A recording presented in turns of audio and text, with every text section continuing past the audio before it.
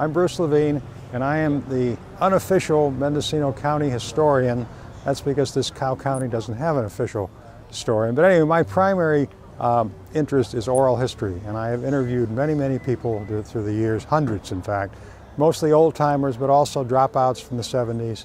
And I've produced a number of books from that, and the book that you're most concerned about today is Mendocino and the Movies. The first industrial film ever made north of San Francisco was made in 1904 for the St. Louis World's Fair, Meet Me in St. Louis. There was a big push for Redwood, and Casper used to be a big lumber town, which of course it's barely would think so today, but this did too, a big lumber town. Anyway, the first Hollywood film that was made here was in 1915 called The Promise. Unfortunately, it doesn't exist except for stills because 85 to 90% of all silent films no longer exist. Johnny Belinda was made here, and a lot of locals got jobs as extras. Jane Wyman won an Academy Award for it, and she probably did the best role of anybody's ever made a film here. It was if you haven't seen it, it's an amazing film. It's still worth seeing. East of Eden was made here in 1954. Interestingly, the film crew with Elia Kazan directing, they were only here, I think, for 7 days. They had it all worked out ahead of time, and apparently a lot of what they did, apparently just one shot. That was, he never had to retake it.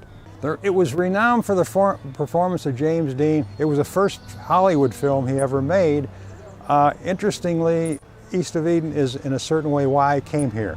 Now, I grew up in the Midwest, and I had never been west of Des Moines, but I was in the Navy in 1957, and I saw East of Eden on the fantail of a naval destroyer in the Caribbean. And I was just intrigued with the town. I mean, James Dean was okay. I like Julie Harris even more, actually, but I was intrigued with the town. And then when I came west in 1964, I went to San Francisco, but then I thought, all right, I'm going to go find Monterey. Well, I went to Monterey, they didn't make the film here.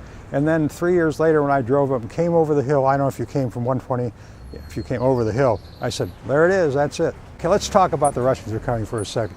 This is a film that, by all rights, should be so out of date that you wouldn't even want to watch it. The geopolitical situation has changed, the humor has changed, everything has changed, but yet it works perfectly. It's a wonderful film.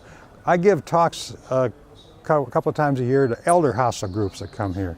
And I always talk about it, and they usually see it that night, and they think it's great. The final scene where the Air Force flies over, they had to wait 6 weeks.